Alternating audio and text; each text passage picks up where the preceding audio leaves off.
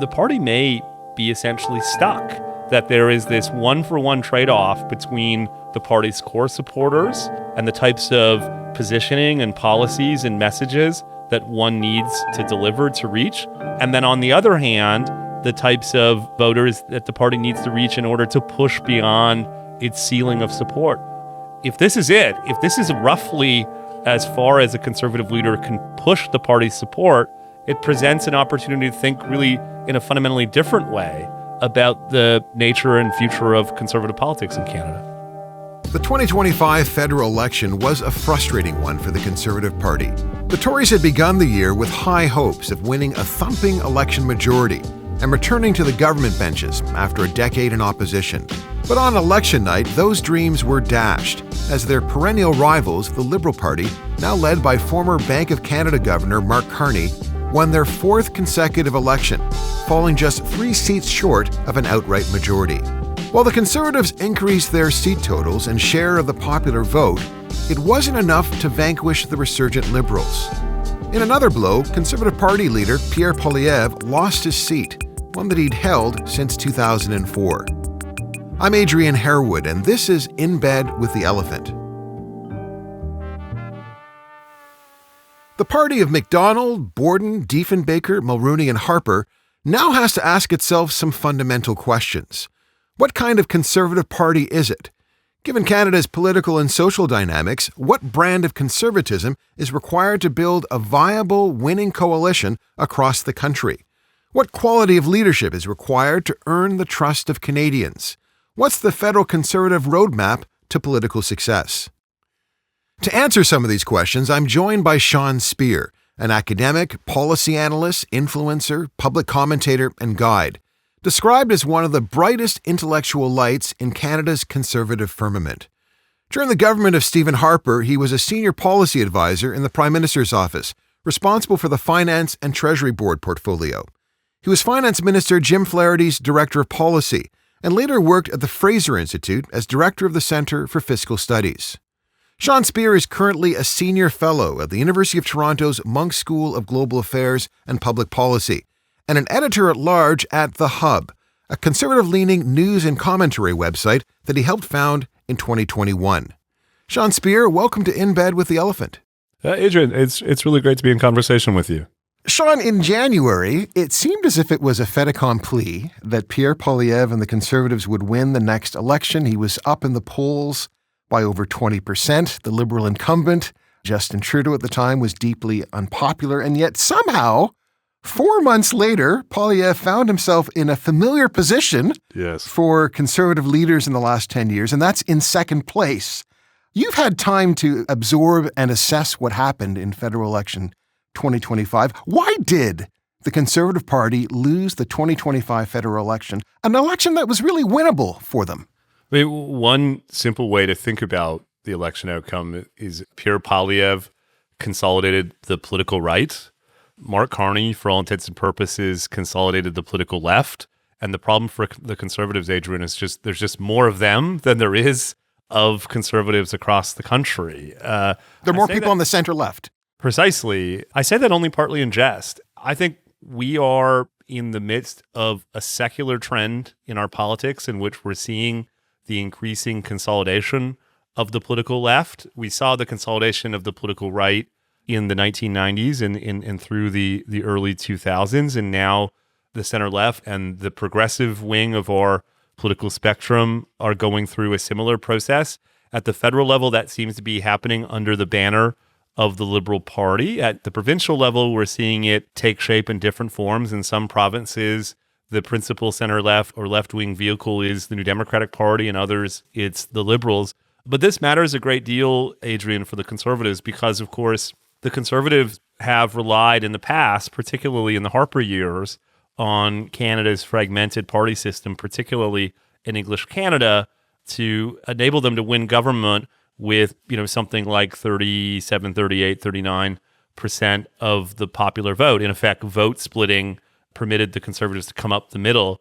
In a world in which we essentially have political consolidation, where we have, for all intents and purposes, two-party races, we saw firsthand in this election that 42% isn't sufficient. It's not enough And in that sense, it seems to me that the principal question facing Canadian Conservatives in the aftermath of this election is, can it and how can it ultimately push its support up high enough that it can defeat the Liberals, not merely relying on vote splitting, but head-to-head? But Sean, I'm wondering if you're letting the Conservative Party off the hook with that answer of yours, because the truth is that for a time, Canadians were willing to give Pierre Poilievre and the Conservatives their vote. They were leading in the polls, and it seemed as if they were on their way to a majority. So something must have happened. Something happened that resulted in Canadians maybe not having as much trust in Pierre Poilievre and in the Conservative brand. Is that perhaps an answer?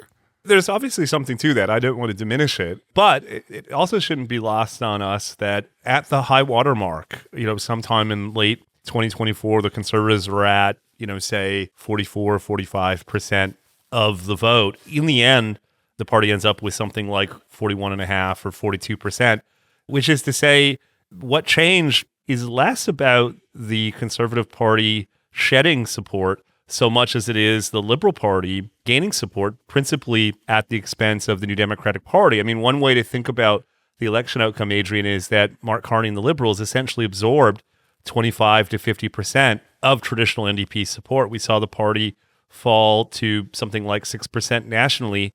Please don't misinterpret me. The Conservatives have to answer a lot of questions about the way in which they responded to the changing political dynamics in the aftermath of Trump's election and his inauguration. But at like a structural level, the real story for me is the consolidation of the political left.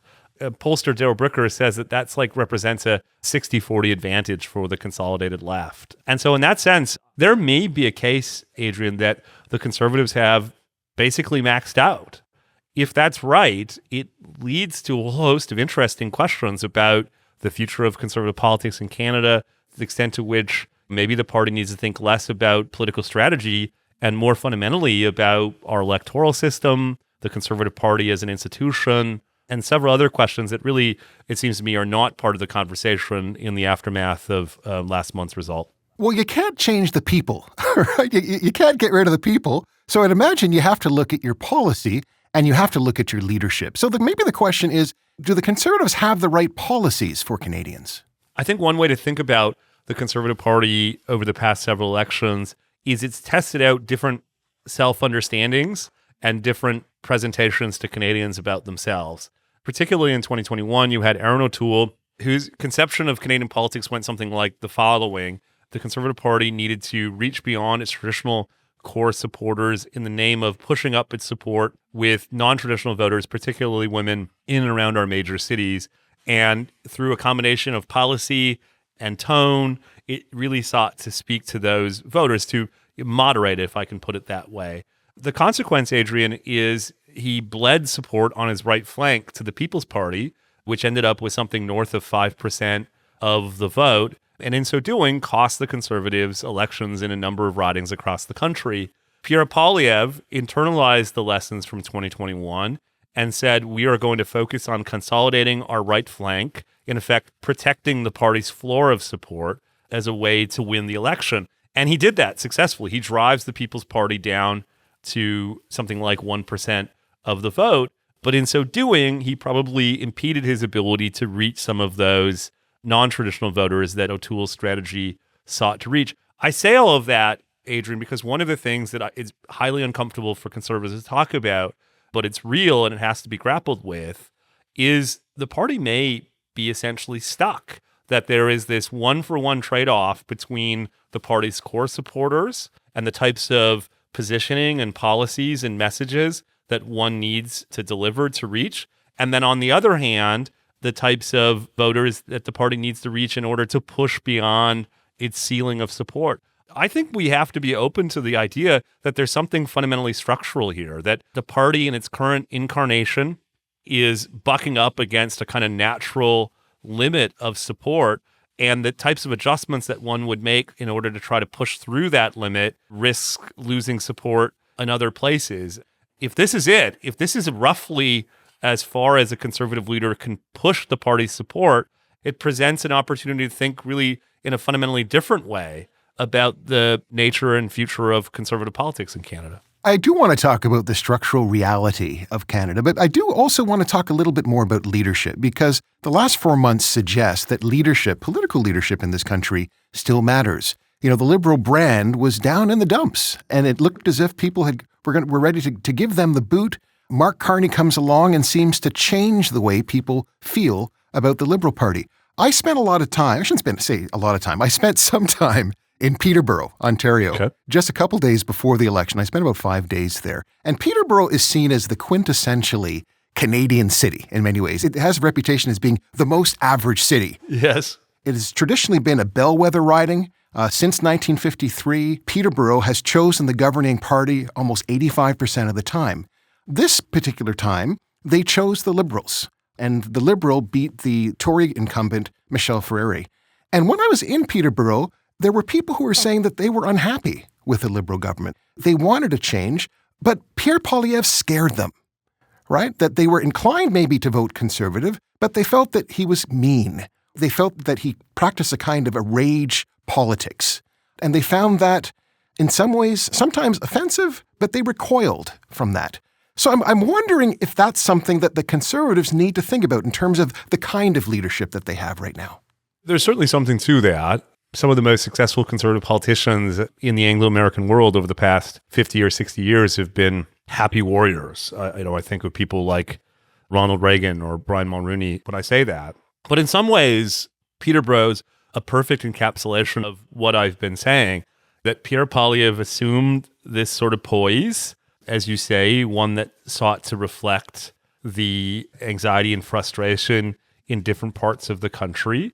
That certainly helped, as I say, consolidate support amongst the political right. It probably had some negative effects on reaching voters beyond that core support. It may even have pushed some New Democrats towards the Liberal Party.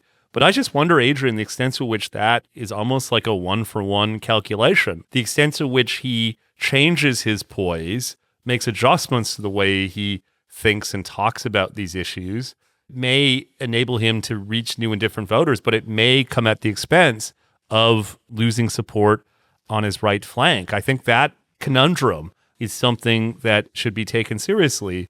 The other reason why Peterborough captures some of the things I've said already, in 2021, the New Democratic Party won 19% of the vote in the federal election. In this most recent one, the NDP candidate secured 3% of the popular vote.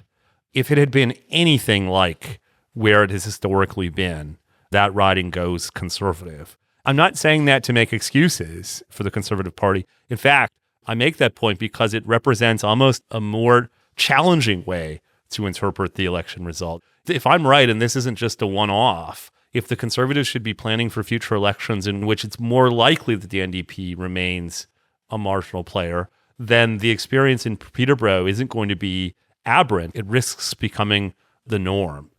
You occupy a very unique position in this country because you have been a very high-level advisor within the Conservative Party. You were an advisor to Stephen Harper. You worked with Jim Flaherty as well. But you've also become, and I'm going to call it, a kind of a curator of conservatism, a kind of a standard bearer for the conservative movement in this country. And I'm curious, when you think about what conservatism represents, what is conservatism in Canada? It's such a crucial question. Conservatism, it must be said, it ought not to be seen as a universal worldview or ideology. Unlike liberalism, smaller liberalism, which does have universal characteristics, conservatism is contingent and particularistic. A Saudi Arabian conservative is different than a French conservative or a Canadian conservative. It's really about conserving ideas and institutions that are unique to a particular society or culture.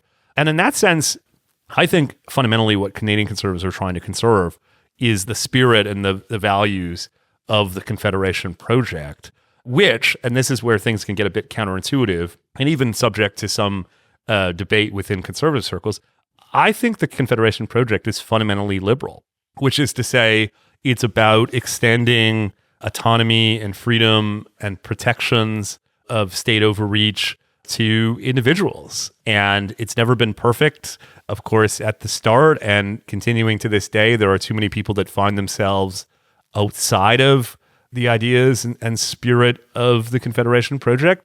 But in my mind, that's fundamentally what Canadian conservatism is trying to conserve and extend.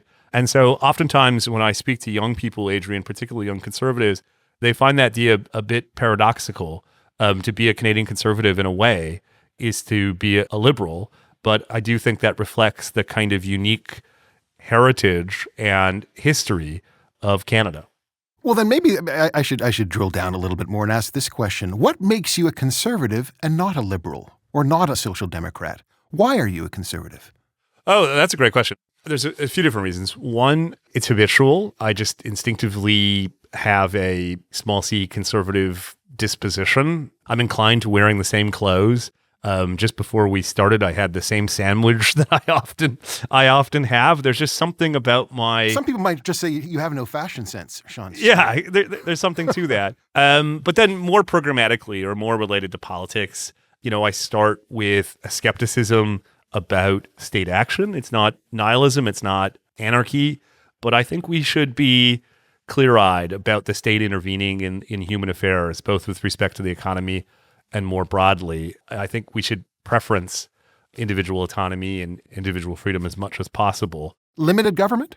That's right. And part of that is empirical. Like I can make a substantive case for why I think that's the right way to think about the role of state in our society, but I can make a normative one too. So that's crucial, I think, to my worldview. This is something that won't be shared by all conservatives.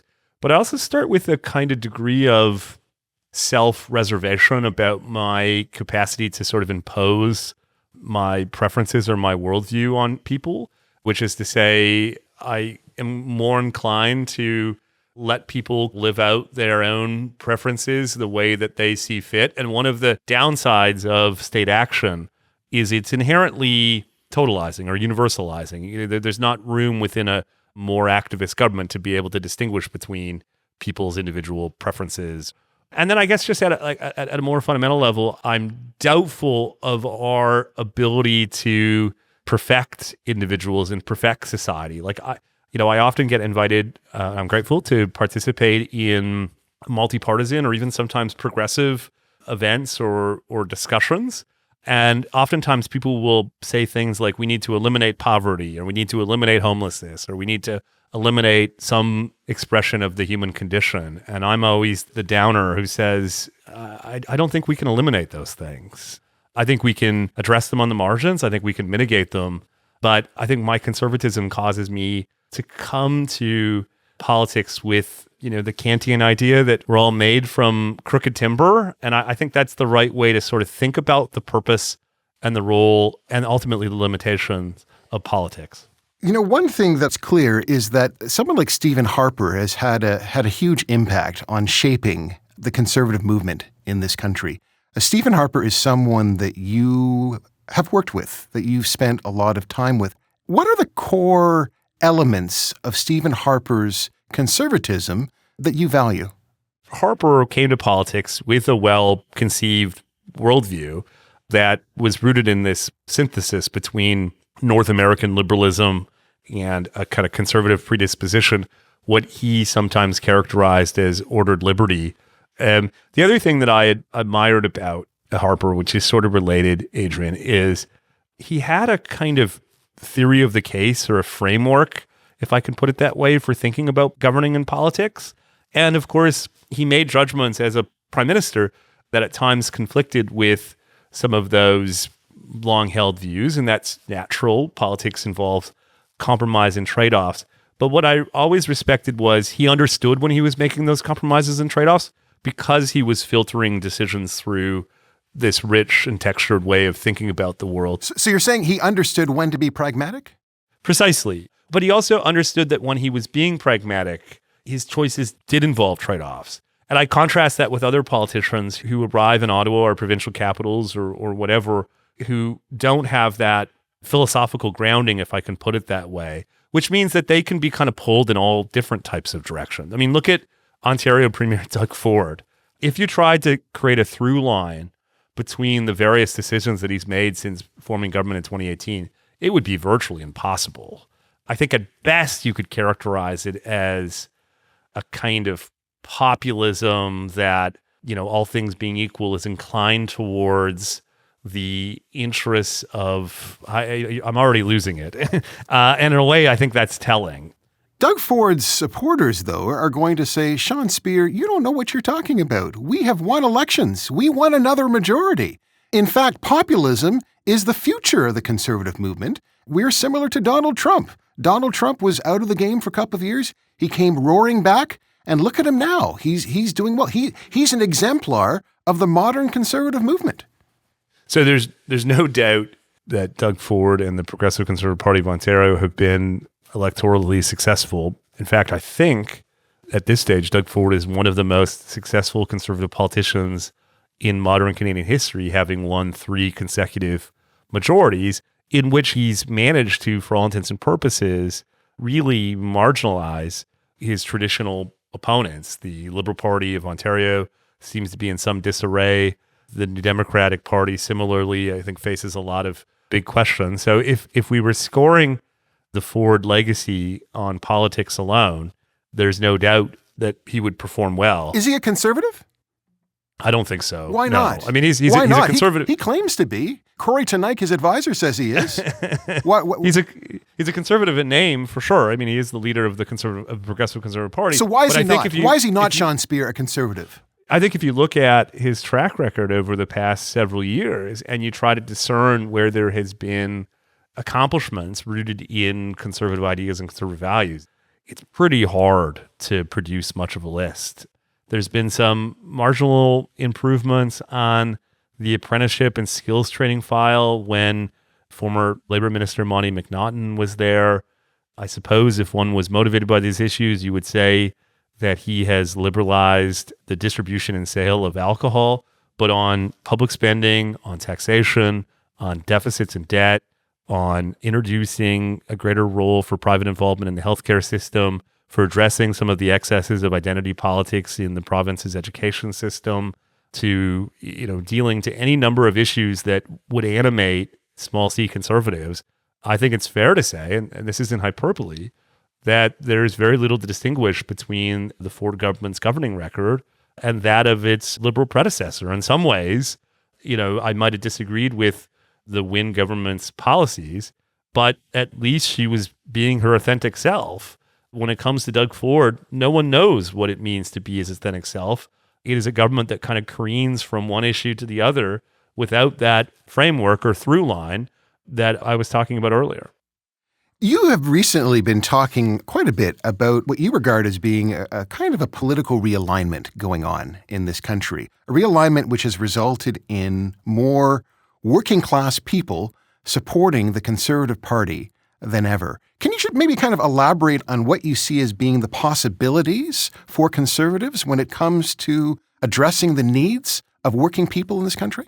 Yeah, this is a fascinating trend that transcends Canada. It extends across the Anglo-American world, and it's been manifesting itself for some time, but it really seems to be evolving more quickly in the past few years. And that is, for a whole host of reasons over the past quarter century or so, we've seen an increasing shift whereby working class voters are moving from the left to the right, and what you might characterize as more educated voters, particularly those in professional class jobs, shifting from the right to the left, such that today, even if you just look at the results from last month's election campaign, among blue-collar supporters of the NDP, the Conservatives managed to absorb, something approaching 50%.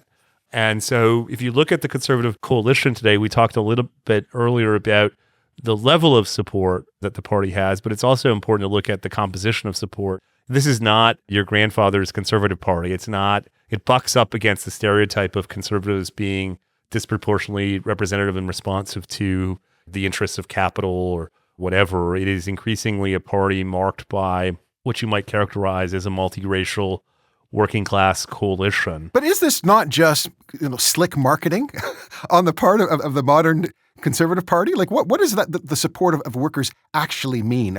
Are you saying now that the Conservatives are going to be going on the picket lines with workers? Are you saying that you are now more supportive of the work of unions? Like, what is your support of the working class actually entail?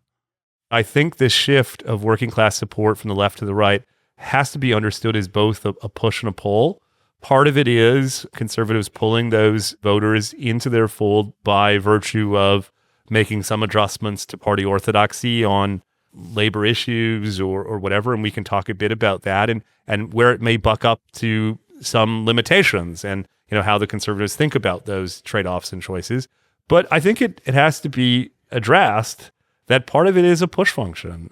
There's a sense increasingly that particularly the New Democratic Party is no longer representative and responsive to these traditional voters who for a long time were, as I said earlier, the kind of core of progressive support. I think one of the biggest political decisions over the past 20 years or so that doesn't get sufficient attention is the choice the New Democrats make between Bill Blakey, the Western Canadian United Church minister who was sort of personified the traditional social gospel arm of progressive politics in Canada. Tommy Douglas-esque? Exactly. And Jack Layton, a Toronto city councillor with a PhD in sociology who represented a different path, a New Democratic Party that was representative of professional, urban, progressive ideas and values. And in the short term, that choice, I think, paid off. Layton obviously was hugely charismatic and managed to bring a lot of energy and support to the NDP fold. But heading in that direction, in hindsight, cost the party something with those traditional social democratic voters. The future of the realignment, in a way, depends on conservatives making adjustments to party orthodoxy in order to assure these new and different voters that they can have a home and a voice in conservative politics. If they don't make those types of adjustments, then, as you say, it will be as much about presentation as packaging as it is to fundamentally rethinking the party as a party that is representative and responsive to the interests of working class voters. Or do progressive parties beat them to the punch by making the types of adjustments that they would have to make to give these voters confidence that they themselves can continue to find a home on the political left? If I had to bet, Adrian, I think the conservatives are going to win that race only because there's a distinction here between economics and culture. A lot of the issues that have pushed those voters from the left to the right are some of the cultural ones that have come to define progressive politics. Like what? Identity politics, the focus on intersectional identities and less on traditional class-based politics that defined progressive parties historically. I think a lot of those voters would be responsive to NDP economics, if I can put it that way, but have been turned off by the focus on race, gender, and other forms of identity.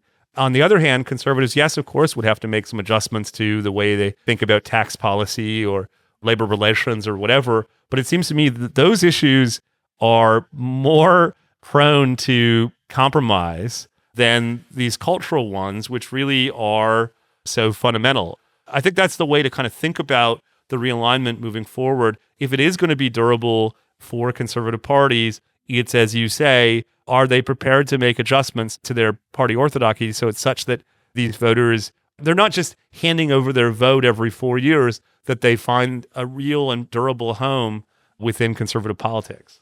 I really want to press you on this, because when you think about your own brand of conservatism, I'm curious as to what it has to offer in real terms. What does it have to offer workers? Is it an agenda that promotes, universal social programs? Are you talking about enhanced employment insurance? Are you talking about more affordable public housing? Are you talking about improved labor rights and worker protections? What exactly, materially speaking, do conservatives have to offer workers?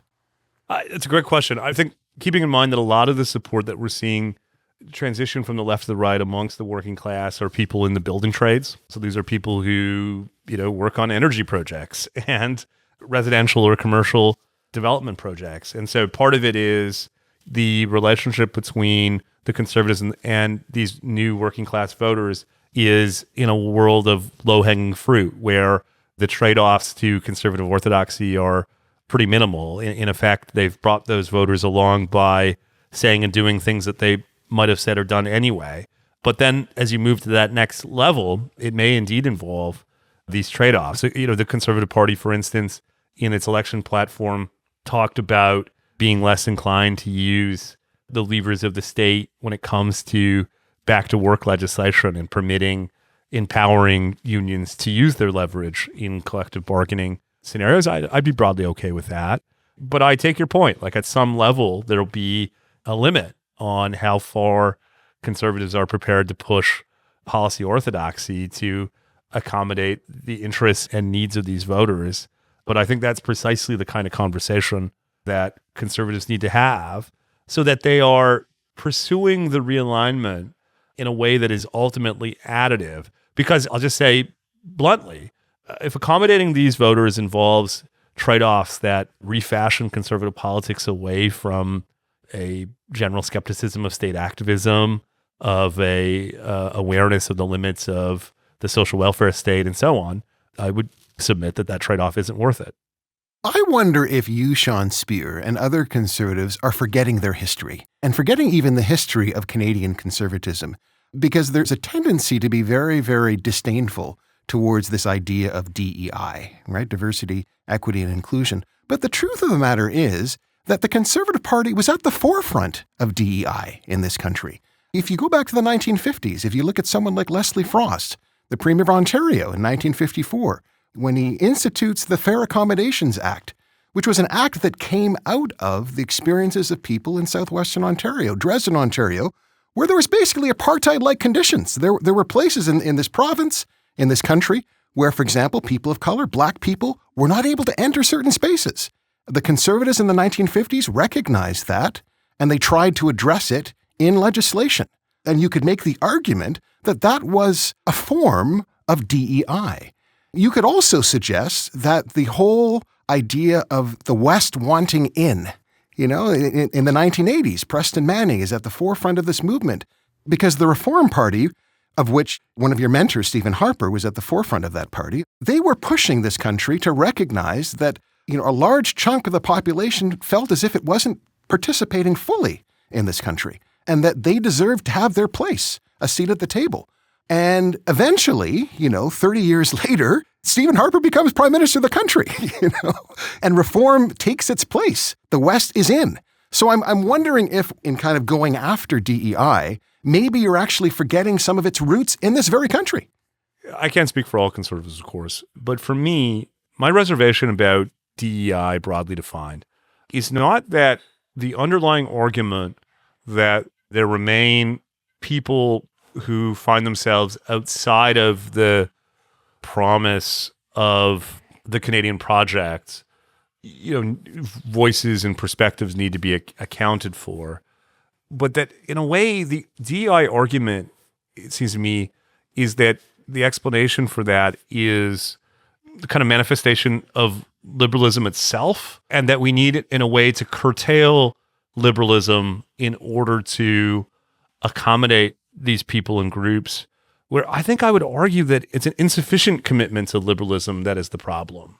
That in a way, we need to kind of double down on a understanding of ourselves and understanding of our society that emphasizes the individual, not that steps back from it. I suspect that some of your listeners would say, well, this sounds like, the old argument about colorblindness. And I concede it kind of is. Like, I think we ought to aspire to live as much as possible in a colorblind society, or a society that is indifferent to, one's sexual preferences or other sources of identity. And the extent to which we don't, where I think I disagree with proponents of DEI, is that the right way to respond isn't, in effect, to kind of give up on that vision and instead try to organize ourselves in a way that accounts for these identities. It's a double down on the notion that, we should aspire to be a meritocratic society in which one's skin pigmentation or sexual preferences or whatever ought not to define individuals. But it's the fact that it isn't a meritocracy that's the problem, right? That DEI is trying to address the fact that it is not a meritocracy. Right? That people have been given power and privilege not based on their talents, but often they've been given it based on their identity. And that it's a response to that in many ways.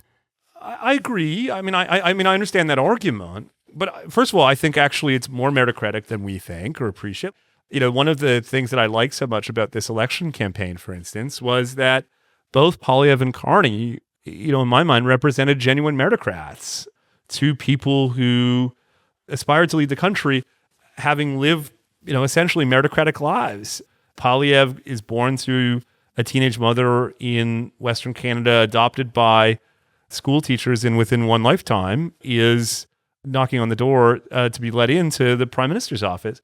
Mark Carney similarly grows up in Western Canada, and through some combination of intellect, hard work, and probably a bit of luck, goes on to great accomplishments globally and comes home to be Prime Minister. So I don't want to belabor this too much, but you're not wrong. But maybe you're not right either, that Westerners want in because they feel as if the country's not a meritocracy. They feel as if the country is dominated by this Laurentian cabal that have denied Westerners the opportunity to fully participate and to fully benefit from their own resources. The argument is that if this country were more of a meritocracy, then the West would have been a long time ago. Right? If you'll just permit me, I know we've been speaking for some time, but this is a crucial point, and I do want to convey it to your audience, and I want to convey it as much to conservatives. What I'm saying is not merely an effort to kind of justify my own existence or justify my own way of thinking about the world. I think that one mistake conservatives have made in pushing back against this set of issues broadly defined is to not accept the premise, for instance, that we do have systemic racism in our country when we have policies on the books like the Indian Act.